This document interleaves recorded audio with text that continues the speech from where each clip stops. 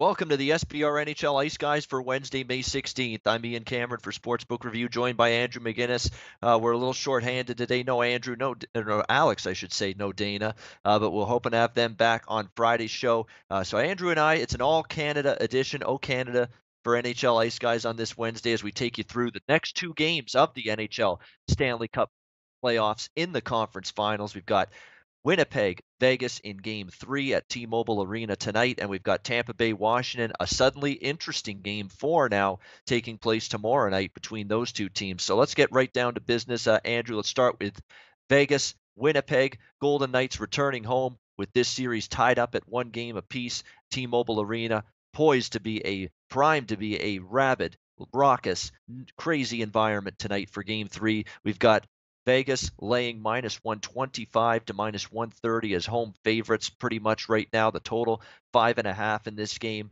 There's not really much more I can go into in terms of delving into these teams. We've done this countless times. We know Winnipeg is a well-rounded team offensively with four lines that can contribute, a defensive core that has really gotten better as the playoffs have progressed.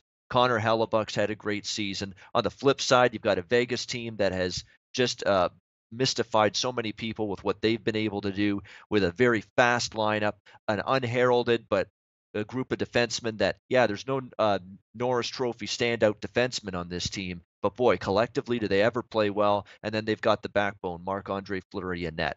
When I look at a series like this, and when we get deep into these playoffs, these quote unquote competitive series, I think we had one of those. It's fair to say with Winnipeg, Nashville, which went 7 games, went the distance in the second round. What successful betting strategy did I use quite often in that series, and one that I think is going to work here in this series? Simple. I want the team that's off the loss in the previous game. I think it's going to be that kind of series that we see here between the Vegas Golden Knights and the Winnipeg Jets. Winnipeg, what more can you say about? Can you trust this team on the road? After losing home ice advantage in the last game in a 1-1 series now, I think the answer is yes. I mean, they showed it in Nashville. They were not scared of the surroundings in Bridgestone Arena. Loud environment. Nashville with a great home ice record. And all Winnipeg did was win 3 of the 4 games in Nashville in that series. The only loss coming in overtime in game 2 of that series. I don't question this team's ability whatsoever to respond after a poor performance, after a losing effort. Much like I didn't question it with Vegas the other night when I was on the Golden Knights. I think you're going to get that kind of a series. It's like the old tennis serve. I serve, you return. Now you serve and I return. That's basically what I think is going to play out here, basically, in this Vegas-Winnipeg series. And I think you're going to see, like you saw in Game 2, Gerard Gallant, give him credit, put Thomas Tatar in the lineup. What a stroke of genius. He ends up scoring a big first goal for the Golden Knights. He made his adjustments. He made his tweaks. He got the team in a state where they needed to do what was necessary and what they had to do better from game 1. Now the shoe's on the other foot. Now it's Paul Maurice's turn, another very good coach, at least in my opinion, make his adjustments. Get Winnipeg to clean up what they did wrong in game 2. Get Winnipeg to make the adjustments now, and get Winnipeg in a position where they can do things better and put themselves in a better position for success here in game 3 tonight. So I think you're going to see Winnipeg make the adjustments this time around. Winnipeg's 4-1 on the road in the playoffs. Like I said, the only road playoff loss for Winnipeg came in game 2 against Nashville in overtime. They're 4-0 off a loss here in the postseason. They have not lost 2 straight games in a row yet here in these playoffs. So if I can take a plus price with a team with a track record of winning in the playoffs on the road, a team with a track record of winning off a loss, and I can get a plus price on that team in this spot, I'm going to do it. So I'll be on Winnipeg here. I took plus 120 actually very early in the day. It's come down a little bit. You can still get plus 114 at Heritage, plus 110 in most locations. That's the side I'll be on. And I also like the over here. We got the first 5.5 of the conference finals. And it's worth noting, every other conference finals game has been 6 so far from a totals perspective. This is the first 5.5. 4 of the 5 games in the conference finals so far have had 6 or more goals scored in them. So to me, I see good value. Winnipeg doesn't mind playing with pace, doesn't mind pushing the attack. They don't sit back on the road. They never sat back once in Nashville. They're a team that goes for it on the road. They don't play Katie by the door hockey. They're going to go after it. I think it's a situation where Winnipeg going to be able to find the back of the net, and I think Vegas will be able to find the back of the net tonight as well. Let's not forget Winnipeg scored 4 goals or more in every road playoff game in that Nashville series, so they showed their capabilities of being able to put the puck in the net and put the biscuit in the basket away from Bell MTS Center in Winnipeg. So I'll be on the over as well in this game. Pegging the over for me tonight, side and total in Game 3. Andrew, what do you think? Game 3, what do you like tonight? Yeah, Ian, I fully agree with that whole back and forth style. And, I don't like to always just kind of base something off the zigzag theory. I know that's not what you're saying, but when you look at these two teams, you look at the way a team can respond, you look at the way that Winnipeg played in Nashville, Ian, and I think we can both agree, like you mentioned, that the home ice advantage wasn't that significant for this Winnipeg Jets team. And also battling adversity and responding after a loss like that, where they only scored 1 goal in that last game. Uh, is kind of a thing that Winnipeg's been known for. I mean, think back even to that series against Minnesota, that one loss that they had. Boy, oh boy, did they respond well after that game. So after that Game 3. So in my eyes, I do think they respond here as well. But like you said, I think the pace continues to pick up. I mean, I mentioned it earlier on in our past couple shows, and we saw Vegas kind of settle into the playoffs with these bump and grind, kind of feeling things out. Settling for those 3 goals a game, 2 goals a game, and letting their defense do the work, letting Marc-Andre Fleury do the work. And, let's face it, Ian, they outwork a lot of teams. I mean, the best thing about this Vegas team, and I'll continue to echo it, man, is that they don't have a player that's going to be that one guy. And to me, I think that's also an X factor. I mean, you look at a team, even like that Pittsburgh Penguins team, I know they're out, but if you look at a team like that, you can say Sidney Crosby, but you can also say 4 or 5 other guys, right? So when you look at this Vegas team, there's so many guys that can kind of step up for you any given night. But when it comes down to it, you still have Marc-Andre Fleury back there for you. So when I look at this Winnipeg team and I look at the way that they played, I feel like they kind of played down to the way Vegas played. This is a team that I've always known as a team that does not stop skating, does not stop moving their feet. They have quick changes. They make opportunities for themselves. And they started to get a little too fancy and try and do too much, and it did not work out for them. I mean, I often talk about how this team has a blend of inexperience and experience, and I think that they kind of got away from that in the aspect of just kind of being themselves. They are a fun hockey team to watch. They're one of the most exciting teams, if not the most exciting team currently in the NHL and in the NHL playoffs still alive. So I think this is going to be a very exciting game. I could possibly see this over hitting no problem, like you mentioned, our first over 5.5 that we're seeing as a total here. And I just think with the talent level and what we've seen, the bounce back effort from this Winnipeg team throughout this playoffs and throughout this entire year, I think the star players will come to shine. Let's not forget that the power play is a huge factor in this series, Ian. I mean, we got to see guys like Line firing bombs from the point. We got to see guys like Bufflin not only on defense, but getting that laser shot. I mean, holy shit, he's got a fast shot, and he's got to use that. They got to stop just firing shots up to the top corner. They got to get traffic in front of the net.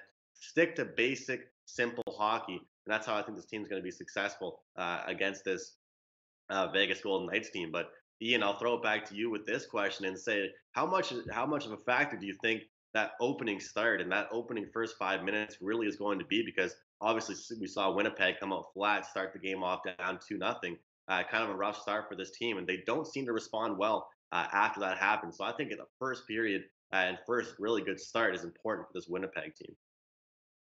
Yeah, I mean, that's also actually that's a good point you make, Andrew, because I also added in a little smaller. It's not as much as the full game bet, but I've got a little on the over 1.5 first period as well, because I think Vegas, even though they won the last game, this is at home.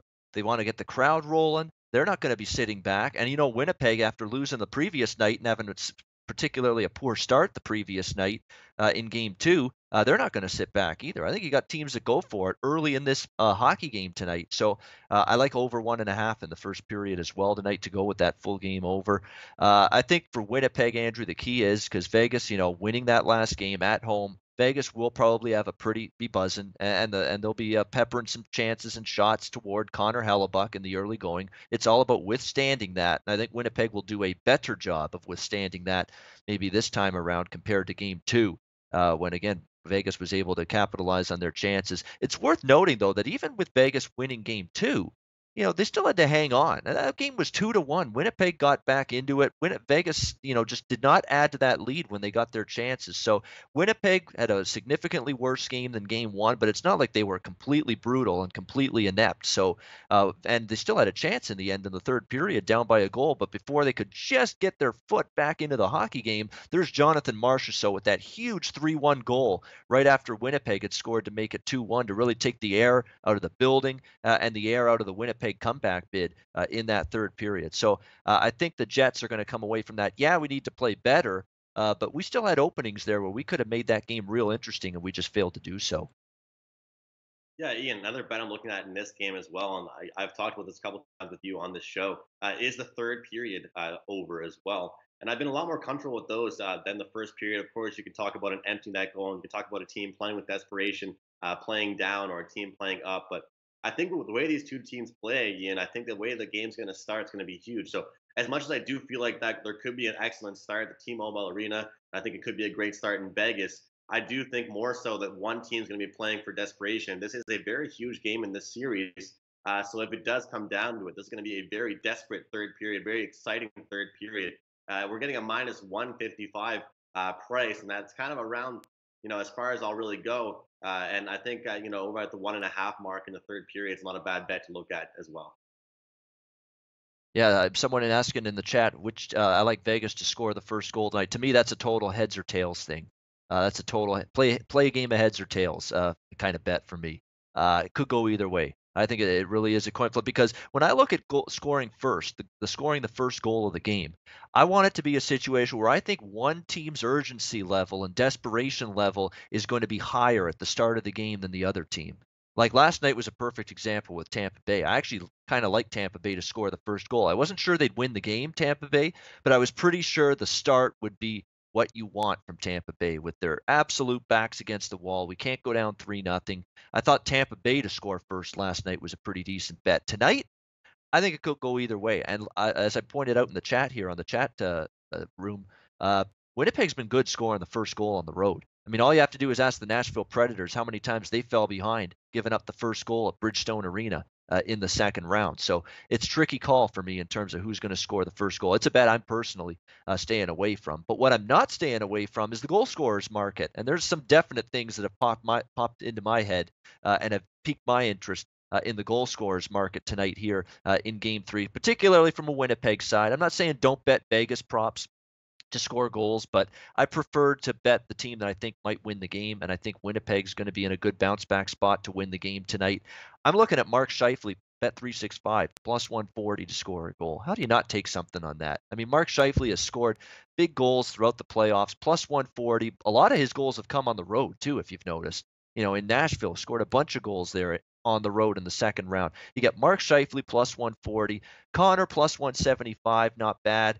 Wheeler plus 260, but Wheeler's been more of an all-around force more than a goal-scoring force, so I'd leave that one alone. Ehlers really hasn't shown me much at plus 350. How is Nick Ehlers plus 350 to score a goal in this game? Paul Stastny is plus 450. How is that possible? How is Paul Stastny getting a better price than Nick Ehlers to score a goal tonight?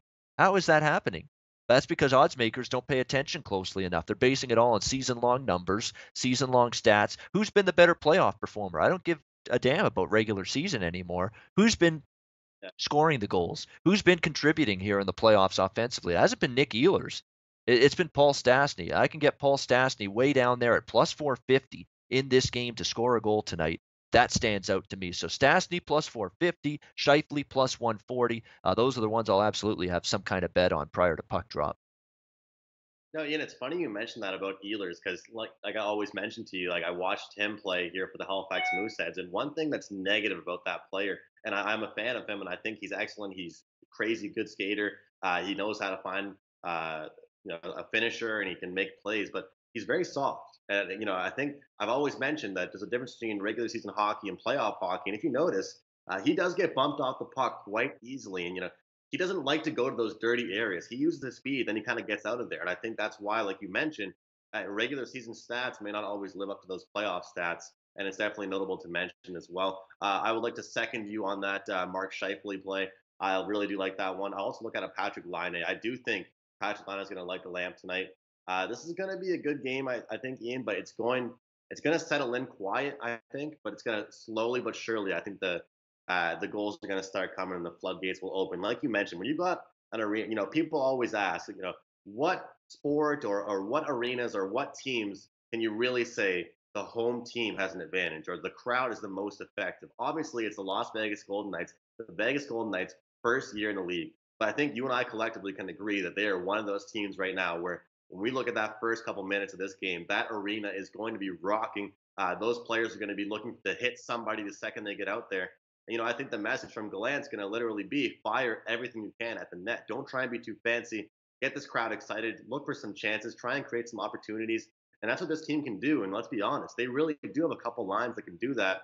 Besides that fourth line, and sometimes the third line where they're a little bit of a mystery. But this team this game could go really, really high. So I would look over the 5.5. But it's a good point that Ian's been making, guys, to look out for those anytime goal scorers. I mean, in these playoffs, you got to look for your spots. I mean, you can't force a play every night. Try and find that one spot. Throughout the regular season, I wasn't the biggest period total better or period money line better. I tried to find these unique spots, and I really do feel this third period over at minus 155 is going to be a solid play tonight. But like you mentioned, you can find those guys like Scheifele. You can find those guys like Marchessault or Line or even a guy like Paul Stastny to make that money for you. You don't need to bet on the full game. You don't need to bet on the money line or the total. You can find those good spots. So definitely a good point from you, Ian. Yeah, I'm mystified by Stastny plus 450. I mean, I really am. That's a staggering price. Yeah, it makes it sound like he's some fourth line mugger or something like that. With that, getting that kind of price tag, score a goal. Has anybody been watching what this guy's played? And even the games he hasn't scored a goal, he's had chances. He's made himself his presence felt. He's been right around the net. He's been right there trying to get goals within 2 feet of the crease. Which again, as Andrew pointed out, that's where you want to go to score goals in the postseason when the checking is a lot tighter. And yet I can get plus 450. I haven't done one of these in a while, but here we go. Yes, indeed, I was indeed shocked, shocked, shocked, shocked, shocked, shocked, shocked, shocked, shocked, shocked, shocked, shocked that Paul Stastny was plus 450 here to score a goal tonight. So great value indeed, in my opinion. How about Buffalo at 550 and a defenseman? That's not bad. I wouldn't talk anyone out of that because he jumps into the play. He doesn't mind shooting from anywhere. He's very aggressive. He pinches down to keep pucks alive in the offensive zone routinely throughout the course of a hockey game. No problem with Big Buff, maybe as a flyer. Not as big as the other ones if I play that one, but at that price, a little shekel or two, why not? Yeah, I mean, the price is there. I mean, he's got an absolute rocket from the point. And like I mentioned, I think there's going to be a lot of power play opportunities. It's going to be a very physical game in my eyes. And I think the message is going to be get everything you can on net. So wouldn't be surprised to see Big Buff back there just lasering shots to the net. So it could be a possible bet there at plus 550.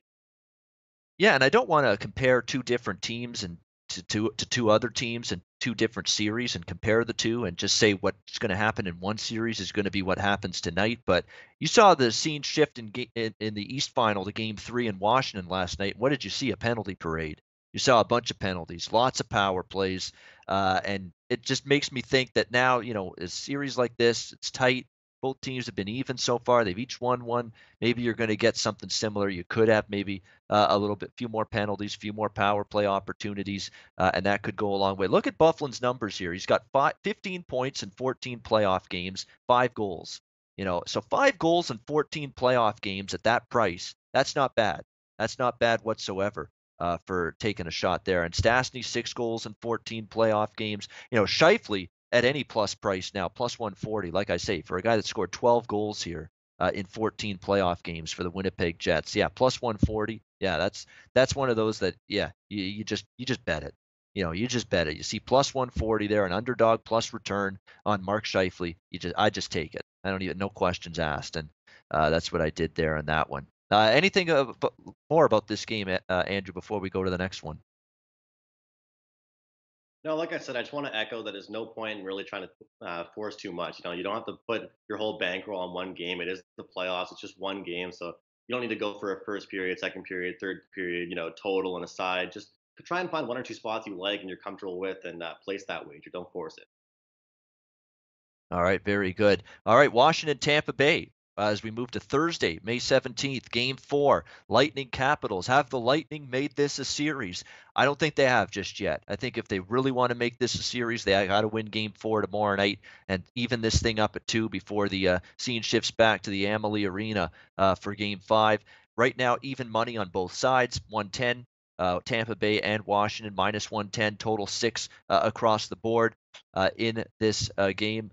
We've had one over and 2 pushes from a totals perspective so far. We had 2 games that hit exactly 6 goals, including last night in Game 3, and then you had the one over, which was that 6-2 Washington win in Game number 2 of this series. So you're one over and 2 pushes so far from a totals perspective. Hey, give Tampa Bay credit. You got them throwing their best and biggest punch early on last night. They got the first goal. They finally played with a lead for the first time in this series instead of having Washington dictate the terms and get that first goal. It made all the difference in the world. And finally, we saw the big guns all step up and arrive. Stamkos, great game. Kucherov, for crying out loud, finally emerges from the shadows and has a much better game for the Tampa Bay Lightning. He was a lot better. Braden Point, all the big players you need and rely on and count on for Tampa Bay were great. Yeah, Victor Hedman scoring a goal, and we know Victor Hedman's capable of contributing offensively, and he did that last night. Ryan McDonough, who I've ripped a lot in these playoffs, played a sturdier game defensively, a step-up game from him in his own zone, which was something they badly needed. Anton Strawman, all the blue liners were better this time around for the Tampa Bay Lightning. We'll try to get Andrew back momentarily. But yeah, Tampa Bay was a much better team last night, no question, than they were in the first 2 games of this series. And I think they knew that they couldn't go down 3-0. Now the question is going to be, okay, it's one thing to win that game down 2-0, knowing you can't go down 3-0. They had that urgency level, they had that desperation level, they had that focus from the onset last night that Washington didn't have. Okay, you can't. Washington's trying to make it sound like after the game we were ready to play, we just didn't play well. Yeah, they didn't play well, but they also weren't ready. They weren't ready to match the desperation that Tampa had at the beginning of that game because Tampa Bay clearly was ready to go from the beginning. Now, this is where I think things are going to be a little bit different for Tampa Bay. See, I think Washington will be ready to compete at a higher, more intense, more urgent level from the beginning of Game 4 on Thursday night. So now the question is going to be, can Tampa Bay even take their game up one notch higher, one rung higher? We're going to find that out here in this game because I think you're going to get a better Washington team here this time around. You see Alex Ovechkin frustrated that for the first time in this series he's missing a bunch of shots, missing a bunch of chances that he normally buries. He's going to want to rectify that in Game 4.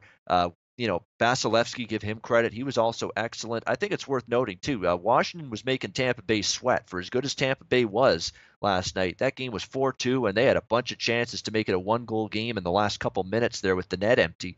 So, Washington, again, not their best game. Clearly, Tampa Bay, a step-up effort. But I think if all things are equal and we get Washington step up from after that loss, and I think you'll see that urgency level go up, is Tampa Bay ready to answer that? We'll have to wait and see. But right now, I don't love it, but I'm leaning Washington here, minus 110. I'm not convinced just yet that one game is enough to convince me Tampa Bay has seized control and momentum back of this series. I'm going to have to see it one more time. Now, this home record for Washington is starting to become a bit of an issue and a bit of a concern that they're now below 500, 3-4 on home ice here in the playoffs. And there's no denying Tampa Bay's been a road warrior. They've been fantastic on the road. That's why the road teams won every game in this series. Tampa Bay's been great on the road in the playoffs. Washington's been great on the road in the playoffs. But I do think this is a chance where finally we might see a home team step up. So right now I'm going to be looking at Washington here, minus 110. I think you see Ovechkin and Kuznetsov and Oshie, Wilson, all of them step up after being held pretty much silent for most of that game last night in Game 3. We'll see if Tampa Bay can raise it one more time because I think you're going to get a better Washington team in Game 4 than what you got from them last night in Game 3.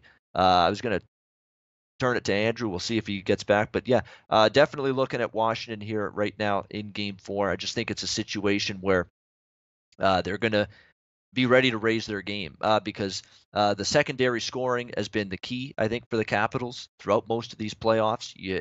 They've been able to get unexpected goal scoring from sources I wasn't sure you'd get goal scoring from prior to the playoffs. Look at Brett Connolly scoring goals for them lately. Chason scored a goal or two. We've seen Devontae Smith-Pelly step up and in. And there is a chance, by the way, Nick Backstrom might return. I can understand why Barry Trotz was very reluctant to put Nick Backstrom in right away, returning from his injury, because of the fact Lars Eller has really fit in seamlessly and done a fantastic job in Nick Backstrom's absence, playing in that spot. So to me, there's going to be a little more urgency, I think, to get Nicholas Backstrom back on the ice and in the lineup here for Game 4. You finally lost a game. I know you didn't want to tinker and fiddly fool around with a winning lineup. That's what all the coaches say. When you're winning, you don't want to adjust things. You don't want to change things. That's probably why they've kept Nick Backstrom. They've been a little more cautious with putting him in. Well, now they finally lost a game here in Game 3. So I think there's a pretty good chance you're going to see Nick Backstrom back in a Caps jersey, back on the ice and ready to play, ready to return from injury in Game 4 on Thursday night. Andrew's back with us, and he's got the sunshine shining on him right now and the beautiful weather out there. Andrew, Capitals Lightning, what are your thoughts? Yeah, I apologize for that. Had to change locations, but you know what? I do see your point, Ian. But at the same time, I think this Tampa Bay team was kind of awakened. I mean, they awakened the beast back to back. We saw Kucherov finally wake up. I've got him in my playoff pool, and he was kind of quiet for a little while. I was getting a little nervous, but he's come. He made his way back, and of course, Stamkos with that excellent first goal. But here's the thing about this Washington Capitals team. I find that they're very easy to get down on themselves. They're kind of a mentally weak team, I think, and when they're high on themselves, they're a great team. But I think that this like game yesterday really proved to us, Ian, that more and more in this series, the more we go, goaltending's going to go out the window. I think that this is going to be an over series.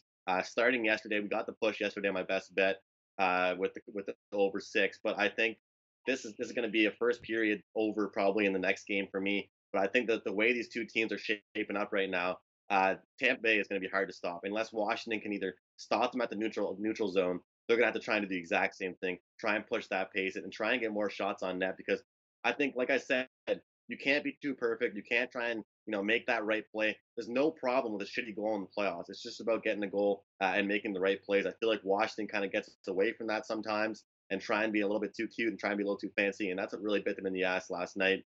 I also think power plays are going to be a huge factor in this series. I mean, let's face it, with Tom Wilson, with Strawman, with different shit happening in this series, Ian, there's going to be power plays left and right. Both teams had to capitalize. Power plays are huge for overs, which is why I think in the next game, over 6 will be my play for that one.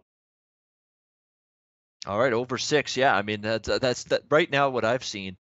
You've got a lot of gaffes defensively, particularly from Tampa Bay. Like even though Washington only scored 2 goals last night, you still saw times where they came unhinged, the Lightning on their back end a little bit. And Tampa Bay, they've feasted on the power play this series. Washington's done a decent job 5-on-5. They did finally get some 5-on-5 offense last night, Tampa, but their power play has been lethal. It's been the one thing that's sort of kept them alive in this series is that power play. It's been awesome for Tampa Bay. And Washington's power play similarly has been great. You haven't had that one game yet where you've seen both teams clamp down and be disciplined and stay out of the box. We haven't seen it yet in this series. So from that standpoint, even at 6, it's reluctant and tough for me to back the under when I'm seeing that. When I'm seeing defensive play that's a little lackadaisical at times, and when I'm seeing both teams in a parade to the penalty box. But like I say, I think Nick Backstrom coming back is gonna happen. I think he was good enough to play last night, to be honest with you. But again, Barry Trotz isn't going to mess with a team that was rolling going into that game last night, winning lineup. You don't mess around with that. Now that they've lost, you watch. He'll probably be back in tomorrow night. You'll see Nick Backstrom back on the ice for the Capitals tomorrow night in Game 4. We don't have any goal scorers markets yet for the Tampa, Washington. They never post those till the day of the game, so I'm not surprised at all there. So with that in mind, we will get to best bets here to wrap up the show, as always, with the 2-game slate. One game tonight, Vegas, Winnipeg. 1 game Thursday, Tampa, Washington. You can pick from either game. Andrew, what do you like for your best bet on this show? Yeah, Ian, I'm not sure if you and I have a price range that we're allowed to really go with on these best bets, but I really do like this pick, so I'm going to go with the third period over in tonight's Vegas and Jets game at minus 155 over 1.5. Third period over 1.5. All right, that's Vegas, Winnipeg over 1.5, third period, minus 155. Andrew McGinnis with his best bet for Game 3 tonight. My best bet's also going to come from Game 3 of Winnipeg Vegas tonight. I was going to go Winnipeg money line, but the price has come down a bit. I see even a greater value bet actually right now with Winnipeg here. Their team total is 2.5 minus 114 at Pinnacle. You can probably get minus 120 in a bunch of other spots at 2.5 for a team that scored 4 goals in every road playoff game in Nashville in the last round. Again, road goal scoring in the playoffs has not been a problem here for the Winnipeg Jets. And I think after the loss last night, you see that offense start to rev up a little bit more than what we saw in game 2. I think that's tremendous value, actually. I like that one a lot. We're going to make it my best bet for the show. Winnipeg Jets team total over 2.5, minus 114 at Pinnacle, and most other places it'll be a little higher because Pinnacle deals in lower juice often, but even minus 120 where it'll be at a lot of other spots, great value. I'll go with Winnipeg team total over 2.5 tonight in game 3 as my best bet for this edition of the NHL Ice Guys. And that's going to wrap up the show. Thanks to everybody for tuning in. Andrew, let's give you, since it's just the two of us, final thoughts before we call it a show. Yeah, final thoughts. Winnipeg and Vegas. I think that, like I said, once again, this game is going to be physical. It's going to be two teams trying to get everything they can on net.